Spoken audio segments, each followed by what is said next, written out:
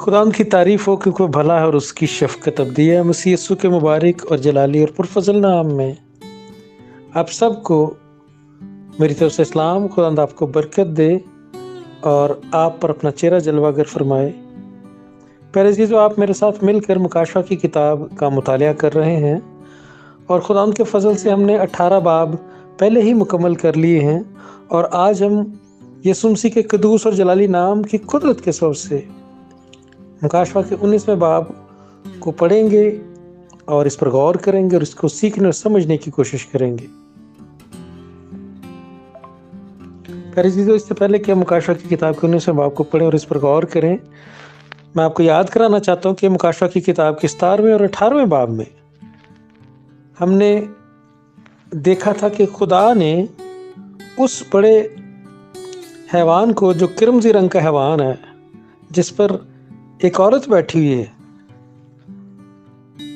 जो तमाम मकरूहात की माँ है, जो रोई ज़मीन पर तमाम मकरूहात मौजूद हैं उसकी माँ है और वो बड़ी कसबी कहलाती है। खुदा ने उसको टाइटल दिया है बड़ी कसबी और तमाम मकरूहात की माँ, और उसके माथे पर लिखा हुआ बड़ा राज शहर बाबल। उन पर हमने गौर किया था। 17वें और 18वें बाब में खुदा ने उसके मुतल्लिक तफसील से रूहानी तौर पर अपने खादम को सिखाने और समझाने की, कलीसिया को ये बताने की गर्ज से वो 2 अबवाब लिखवाए कि जिसमें खुदा ने कहा कि वो उस हैवान और उस बड़ी कसबी का क्या हाल करेगा और उनका मतलब क्या है। वो हैवान जिसके 7 सर और 10 सींग हैं, जिस पर वो कसबी बैठी हुई है, और इन सब बातों का मतलब हम 17वें और 18वें बाब में सीख चुके हैं। तो आइए आज हम खुदावंद के फजल से 19वें बाब को पढ़ेंगे और उस पर गौर करेंगे। इसके अलावा प्यारे अज़ीज़ो, एक मरतबा फिर मैं आपको ये भी याद दिलाना चाहता हूँ कि मुकाशवा की किताब के 17वें और 18वें बाब में जो फोकस था उस हैवान और उस कस्बी के साथ साथ खुदा का बाबल शहर, जो खुदा का मुखालिफ शहर है कदीम से, जहाँ बाबल का बुर्ज भी बनाया गया, जहाँ से खुदा ने कलाम खुदा में अपने पढ़ने वालों को ये सिखाया है, अपने कलाम के तालिब इल्मों को ये सिखाया है कि जहाँ से तमाम खुदा की मुखालिफ तालीमात का आगाज़ हुआ था, जहाँ से खुदा की बजाय गुमराही की सारी तालीमात का आगाज़ हुआ था, उसकी तरफ खुदा ने ध्यान दिलवाया कि वो बाबल शहर को कैसे तबाह करेगा, बाबल का अंजाम क्या होगा, हतमी अंजाम क्या होगा। ये हमने मुकाशवा की किताब के 17वें और 18वें बाब में इस पर गौर किया था। तो आइए अब हम कलाम मुकद्दस में मुकाशवा की किताब के 19वें बाब की पहली 10 आयात को पढ़ेंगे और उन पर गौर करेंगे और फिर बाकी के चैप्टर को पढ़ेंगे और उस पर गौर करेंगे। तो मुकाशवा की किताब उसके 19वें बाब की पहली 10 आयात में यूँ लिखा है, इन बातों के बाद मैंने आसमान पर गोया बड़ी जमात को बुलंद आवाज़ से ये कहते सुना कि हालेलुया, नजात और जलाल और कुदरत हमारे खुदाई की है, क्योंकि उसके फैसले रास्त और दुरुस्त हैं, इसलिए कि उसने उस बड़ी कसबी का इंसाफ किया जिसने अपनी हराम कारी से दुनिया को ख़राब किया था और उससे अपने बंदों के खून का बदला लिया। फिर दूसरी बार उन्होंने हालेलुया कहा और उसके जलने का धुआं अब्दुल्लाबाद उठता रहेगा। और 24 बुजुर्गों और 4 जानदारों ने गिरकर खुदा को सिजदा किया और जो तख्त पर बैठा था और कहा आमीन हालेलुया। और तख्त में से यह आवाज़ निकली कि ऐ उस से डरने वालों, ऐ उससे डरने वाले बंदो, ख्वाह छोटे हो ख्वाह बड़े, तुम सब हमारे खुदा की हम्द करो। फिर मैंने बड़ी जमात की सी आवाज़ और ज़ोर के पानी की सी आवाज़ और सख्त गरजों की सी आवाज़ सुनी कि हालेलुया, इसलिए कि खुदावंद हमारा खुदा कादिर मुतलक बादशाही करता है। आओ हम खुशी करें और नहायत शादमान हों और उसकी तमजीद करें, इसलिए कि बर्रा की शादी आ पहुंची और उसकी बीवी ने अपने आप को तैयार कर लिया और उसको चमकदार और साफ महीन कतानी कपड़े पहनने का अख्तियार दिया गया। क्योंकि महीन कतानी कपड़े से मुकद्दस लोगों की रास्तबाजी के काम मुराद हैं। और उसने मुझसे कहा, लिख, मुबारक है वो जो बर्रा की शादी की ज़ियाफत में बुलाए गए हैं। फिर उसने मुझसे कहा, ये खुदा की सच्ची बातें हैं।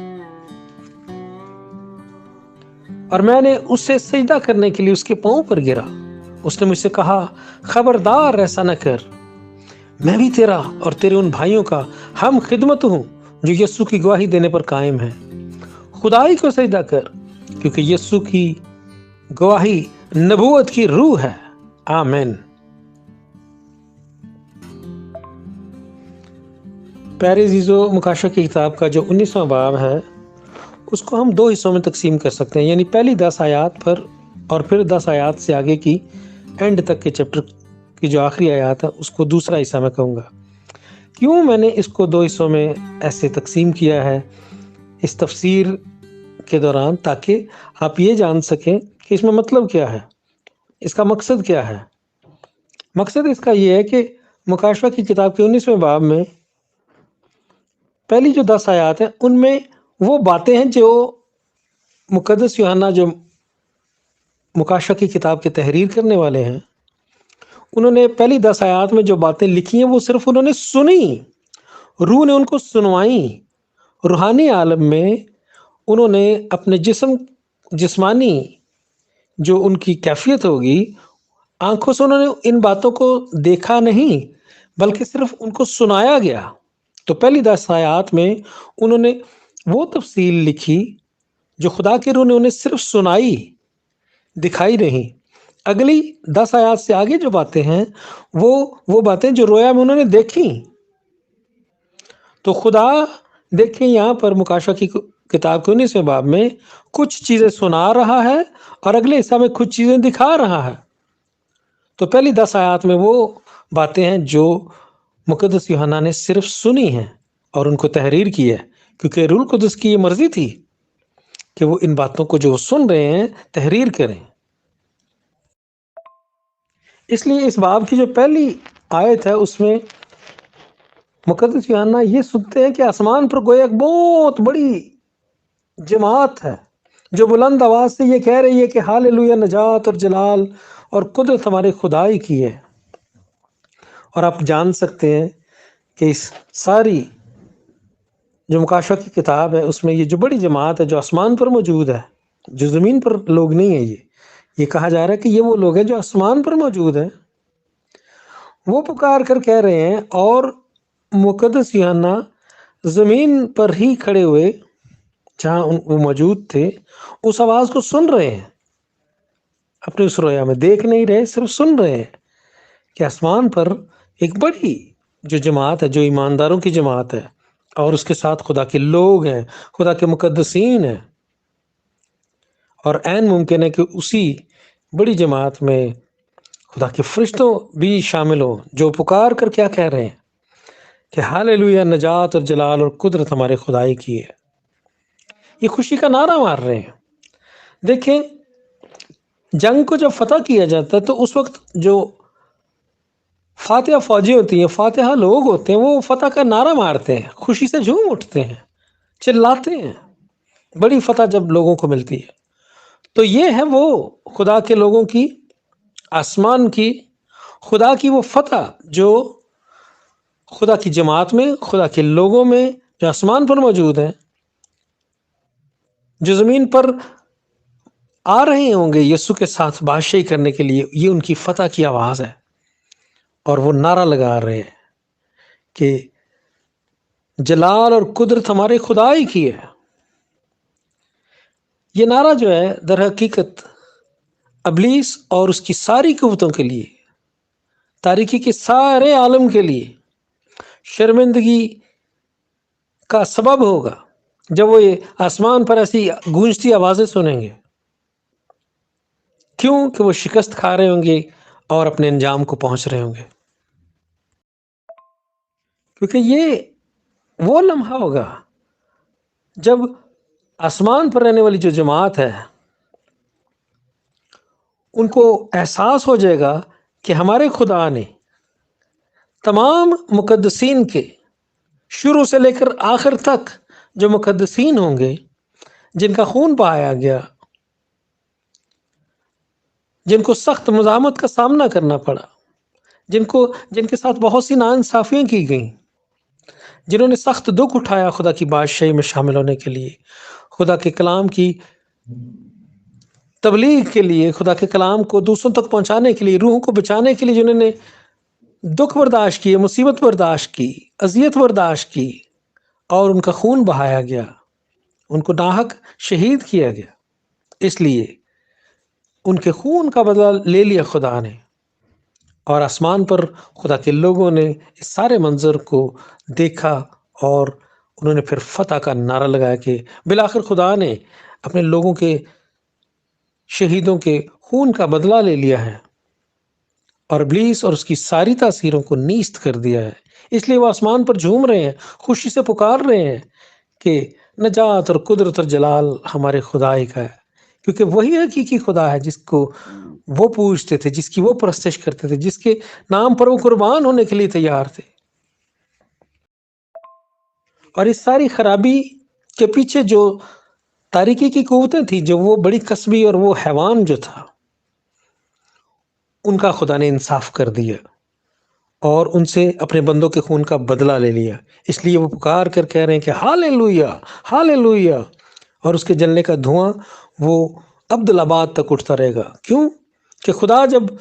اپنے تمام مخالفین کو آگ اور گندک کی جھیل میں ڈال دے گا تو ہمیشہ تک ان کا دھواں جو ہے نا جھیل، اس آگ اور گندک کی جھیل میں جلتا ہوا نظر آئیں گے وہ، اور ان کے کراہنے اور ان کے جلنے سے جو دھواں پیدا ہوگا وہ خدا کے لوگوں کو ابدالآباد تک نظر آتا رہے گا، ہمیشہ تک نظر آتا رہے گا۔ اور پھر ہم دیکھ سکتے ہیں کہ خدا کے لوگ جب ہاللیلویا کا نعرہ لگاتے ہیں تو در حقیقت وہ اس بات کو جانتے ہیں، ان کا پورا ایمان ہے کہ خدا ہی ان کا خدا ہے، جو ساری طاقت اور قدرت کا سرچشمہ ہے، جو بادشاہی کے لائق ہے۔ اس لیے کہ جس پر وہ ایمان رکھتے ہیں وہ اس لائق ہے کہ صرف اس کی پوجا اور پرستش اور عبادت کی جائے، صرف اس کو سجدہ کیا جائے۔ اور چونکہ انہوں نے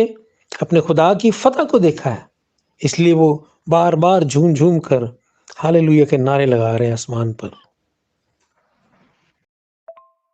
پیارے عزیزو، اگر آپ کو یاد ہو تو جب 5ویں مہر یسوع نے کھولی تھی تو قربان گاہ کے نیچے آسمان پر ایک بڑی جماعت کو دکھایا گیا تھا جو پکار پکار کر چلا کر خدا سے فریاد کر رہی تھی کہ ہمارے خون کا بدلہ کب لیا جائے گا۔ اور اب ان کے خون کا بدلہ لیا جا چکا ہے، اور بادشاہی جو زمین پر ہے وہ خدا کے لوگوں کو مل رہی ہے، منتقل ہو رہی ہے، اور خدا نے فتح حاصل کر لی، اپنے تمام مخالفین کو ختم کر دیا جنہوں نے خدا کے بندوں کا خون بہایا تھا۔ اس لیے وہ اب خوش نظر آتے ہیں۔ جب 5ویں مہر کھولی گئی تھی تو وہ خدا سے فریاد کر رہے تھے کہ کب ہمارے خون کا بدلہ لیا جائے گا، اور ان کو کہا گیا تھا کہ ابھی تھوڑی دیر اور رکو، کیونکہ ابھی بڑی مصیبت کے اس دور میں بہت سے اور لوگ بھی تمہاری طرح قتل ہو کر شہید بن کر خدا کے نام کی گواہی دے رہے ہیں،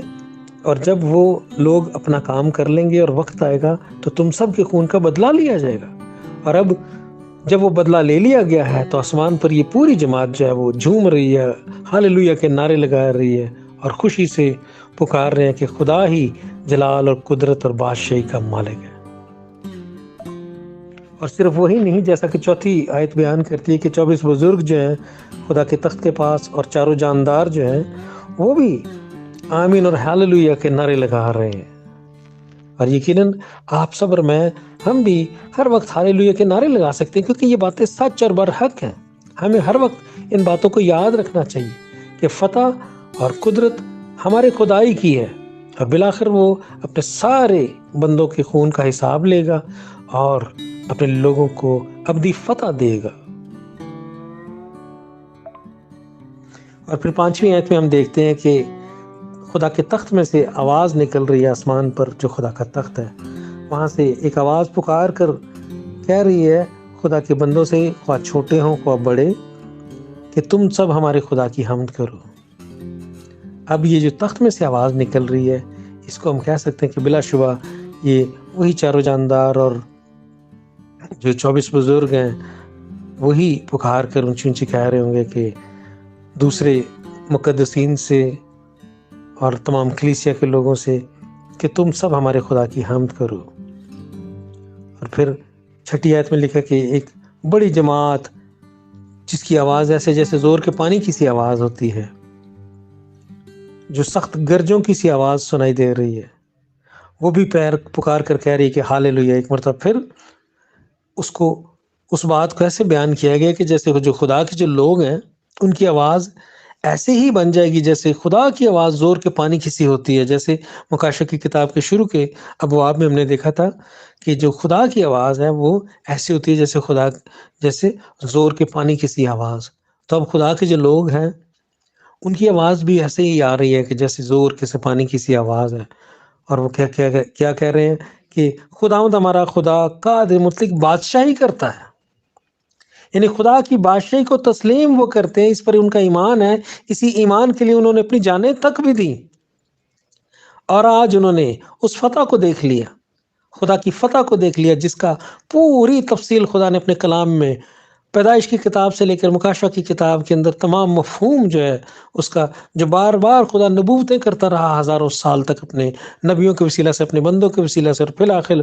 مکاشفہ کی کتاب میں وہ ساری ڈیٹیل جو خدا نے لکھوائی تھی وہ اس ایک ایک بات پوری ہو گئی، کوئی نقطہ بھی نہیں ٹلا، کوئی شوشہ بھی نہیں ٹلا، جو کچھ خدا نے لکھوایا تھا، بتایا تھا، سمجھایا تھا وہ سب کچھ پورا ہو گیا، ایک بھی بات ادھر ادھر نہیں ہوئی، پوری خدا نے ویسے ہی جیسے اس نے کہا تھا کر کے دکھایا اپنے لوگوں کو، کیونکہ انہوں نے اس پر ایمان رکھا اور اس کے لیے جانیں بھی دی، سختیاں بھی برداشت کی، دکھ بھی برداشت کیے، مصیبت بھی برداشت کی، غربت میں، تنگی میں، خوف میں بھی انہوں نے خدائی کی مرضی کو پورا کیا، اور اب ان کو وہ فتح دیکھنے کو مل رہی ہے جس کا ذکر کلام خدا میں تھا۔ اس لیے وہ خدا کی بادشاہی کے لیے خدا کا شکر کرتے ہیں کہ وہی بادشاہی کرتا ہے، وہی در حقیقت سچا بادشاہ ہے۔ یاد رکھیں کہ ابلیس نے کیا کیا تھا، خدا کے خلاف بغاوت کی تھی، وہ خدا کے مقابلے میں بادشاہی کرنا چاہتا تھا۔ اس لیے یہی کلام خدا میں سب سے اہم بات ہے خدا کے لوگوں کے لیے کہ خدا ہی بادشاہی کرتا ہے، ابلیس بادشاہی کے لائق نہیں بن سکتا تھا، کبھی بھی نہیں۔ اس لیے خدا نے اس کو اپنے حضور سے دور کر دی، اس کو پھینک دی، اس کو خدا نے سخت سزا دی، اور اب خدا کے لوگ خوش ہیں کہ اس کو سخت سزا مل چکی ہے۔ اور 7ویں آیت میں لکھا کہ پھر آسمان پر جو خدا کے لوگ تھے یعنی کلیسیا جو تھی وہ کیا کہہ رہی کہ آؤ ہم خوشی کریں، نہایت شادمان ہوں اور اس کی تمجید کریں، اس لیے کہ برہ کی شادی آ پہنچی۔ اب کلام خدا میں اسپیشلی جو مکاشفہ کی کتاب ہے اس میں بار بار جو مسیح یسوع ہیں ان کے لیے برہ کا جو لفظ استعمال ہوا ہے یہ یاد کراتا ہے کہ یسوع ناصری نے ایمانداروں کے لیے اپنی جان دے کر ان کی معافی کو حاصل کیا۔ تو برہ کی شادی کا وقت آ پہنچا ہے اور اس کی بیوی نے اپنے آپ کو تیار کر لیا۔ اب کلام خدا میں کلیسیا کو دلہن کہا گیا، یہاں پر بیوی کا لفظ استعمال کیا گیا کیونکہ دلہن وہ اس وقت تھی جب وہ انتظار کر رہی تھی اپنے دلہا کا کہ وہ آئے گا اسے لینے کے لیے، جس کا یسوع نے وعدہ کیا تھا یوحنا کی انجیل کے 14 باب کی پہلی 3 آیات میں کہ میرے باپ کے گھر میں بہت سے مکان ہیں اور میں جاتا ہوں تمہارے لیے جگہ تیار کروں گا اور پھر آ کر تمہیں لے لوں گا۔ جیسا یہودی شادی کی رسم و رواج میں ہوتا تھا کہ دلہا اپنی دلہن کو پسند کرنے کے بعد اس سے منگنی کی رسم کے بعد اپنے باپ کے گھر میں جاتا تھا اور وہاں گھر تیار اپنے بیوی کے لیے جگہ تیار کرتا تھا، اور پھر مقررہ وقت پر باپ کے حکم سے وہ آتا تھا اور اپنی دلہن کو واپس لے کر جاتا ہے، وہاں لے کر جاتا تھا جہاں اس نے اس کے لیے جگہ تیار کی تھی۔ تو اب جب وہ دلہن اپنے دلہا کے ساتھ اس کے باپ کے گھر میں چلی جاتی تھی تو پھر وہ اس کی بیوی بن جاتی تھی، پھر دلہن کی بجائے اس کا نام جو ہے بیوی بن جاتا ہے، اور بیوی بن جانے کے بعد وہ کبھی اپنے دلہا سے جدا نہیں ہوتی تھی۔ جب وہ دلہن تھی تو دلہا سے دور تھی، لیکن اب وہ بیوی بن گئی ہے، بیوی بننے کے بعد اس نے کبھی دلہا سے دور نہیں ہونا. اور یہ جو برہ کی شادی ہے اور اس کی بیوی کا اپنے آپ کو تیار کرنا، یہ کس لیے تیاری کر رہے ہیں؟ کیونکہ وہ زمین پر بادشاہی کرنے کے لیے آ رہے ہیں. پہلے برہ جو ہے یسوع مسیح ہمارا نجات دہندہ، وہ آسمان پر خدا کے ساتھ دانے تخت پر بیٹھا ہوا تھا، اور دلہن زمین پر اپنے دلہا کے لیے تیاری کر رہی تھی، اس کی آمد کے لیے تیار ہو رہی تھی کہ وہ اس کو لینے کے لیے آئے گا. جب وہ لے کر چلا گیا بڑی مصیبت سے پہلے، اس نے اپنی کلیسیا کو اٹھا لیا آسمان پر، اور اب وہ اس کی بیوی بن چکی ہے، اور وہ کبھی اس سے جدا نہیں ہوگی. اب وہ تیار ہو رہے ہیں زمین پر واپس آنے کے لیے. اور 8ویں آیت، اور اس کو چمکدار اور صاف مہین کتانی کپڑے پہننے کا اختیار دیا گیا، کیونکہ مہین کتانی کپڑوں سے مقدس لوگوں کی راستہ بازی کے کام مراد ہیں. یاد رکھیں کہ پیارے عزیزو، یسوع مسیح پر ایمان لانے کے بعد مسیحی جو ہوتے ہیں وہ راستہ بازی کے کام کرتے ہیں. راستہ بازی کے کام، نیکی کے کام، خدا کی فرما برداری کے کام کرتے ہیں. کیوں کہ اب خدا نے انہیں راستہ باز بنا دی ہے، مفت میں راستہ باز بنایا ہے. یسوع کے لہو پر ایمان لانے کی وجہ سے، یسوع کی قربانی پر ایمان لانے کی وجہ سے، یسوع کے نام سے اپنے گناہوں کی معافی پا لینے کے سبب سے اب وہ خدا کی نظر میں مفت میں راستہ باز بن گئے. جب خدا نے اب انہیں راستہ باز بنا دیا تو اب باقی کی ساری زندگی زمین پر انہوں نے راستہ بازی کے کام کرنے میں گزاری. اور وہ جو راستہ بازی کے ان کے کام تھے، وہی در حقیقت ان کی وہ پوشاک تھی، مہین کتانی کپڑے. یہی وہ پوشاک تھی دلہن کی تیاری کے لیے، کہ دلہا جب آئے تو وہ دیکھے کہ میں نے وہ شادی کا وہ لباس جو دلہن پہنتی ہے وہ میں نے پہن لیا ہوا ہے، اور میں تیار ہوں اپنے دلہا کے ساتھ اس کے گھر جانے کے لیے. تو راستہ بازی کے کام جو ہیں وہ مسیحیوں نے کرنے ہیں جب تک یسوع انہیں لینے کے لیے آ نہیں جاتا. اور پھر اس باب کی 9ویں آیت میں ہم دیکھتے ہیں کہ مقدس یوحنا کے پاس ایک فرشتہ کھڑا ہے، اور وہ ان سے کہہ رہا ہے کہ لکھ، مبارک ہے وہ جو برہ کی شادی کی ضیافت میں بلائے گئے، کہ یہ بھی بات لکھ کہ برہ کی شادی کی ضیافت میں لوگ بھی بلائے ہوئے ہیں. اب یہ کون سے لوگ ہیں؟ یہ مقدس لوگ وہ ہیں جو پرانے عہد نامے کے مقدسین ہیں. وہ برہ اور جو کلیسیا کا جو میلاب ہے اور ان کا زمین پر بادشاہی کرنے کے لیے آنے سے پہلے جو آسمان پر بڑی ضیافت ہوگی، اس میں وہ لوگ جو پرانے عہد نامے کے مقدسین ہیں وہ مہمان ہیں، کیونکہ وہ مبارک لوگ ہیں. اس لیے وہ کہہ رہے کہ وہ مبارک لوگ ہیں، وہ برہ کی شادی کی ضیافت میں بلائے ہوئے ہیں. وہ